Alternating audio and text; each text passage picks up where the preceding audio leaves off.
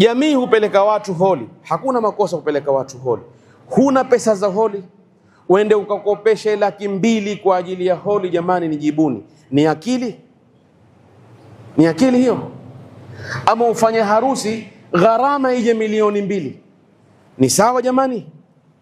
Mtume wetu Muhammad sallallahu alaihi wasallam asema nikaha bora yenye baraka au harusi bora yenye baraka ni ile ambayo gharama yake ilikuwa nyepesi. Hili jambo hivi linavyoendelea, tushataabisha sisi kizazi kinachokuja. Sasa imeonekaniwa dini. Dini ya nani? Dini ya jamii, sio dini ya Mungu. Nani leo ataridhika? Watu wale kwake yeye asiwalisha. Nimekula wali wa watu. Hujakatazwa kulisha watu wali, lakini kama uwezo wako ni mbuzi, mbona hutaki kuchinja ngamia? Mwenye uwezo wa ngamia atachinja ngamia, sio? Wewe hata uwezo wa kuku huna, watakuchinja ng'ombe. Mwisho wake utafanyaje? Utakwenda kukopa, kwa sababu wataka kulipa holi, wataka kuchinja ng'ombe, wataka veli ya kukodisha ya 100,000, wataka hiki na hiki na hiki gharama. Hujali wewe, mkopo, harusi kiisha wadaiwa paka kope. Na wauliza tu Waislamu, ndio harusi za Kiislamu?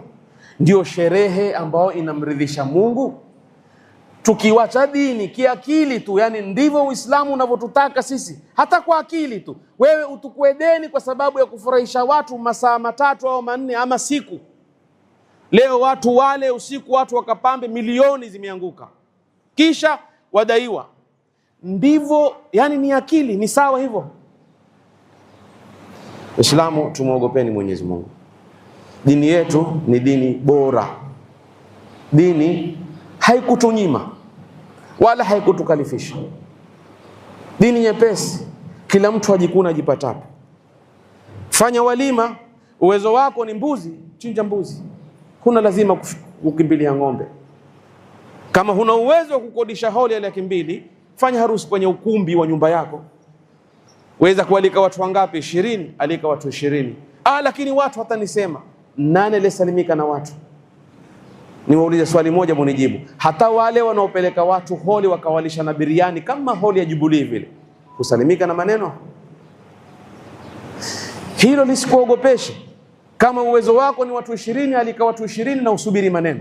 Kama uwezo wako ni watu 500, alika watu 500 na usubiri maneno vile vile. Wanadamu hawatakoma kusema kama hawakukoma kumsema hata Mungu.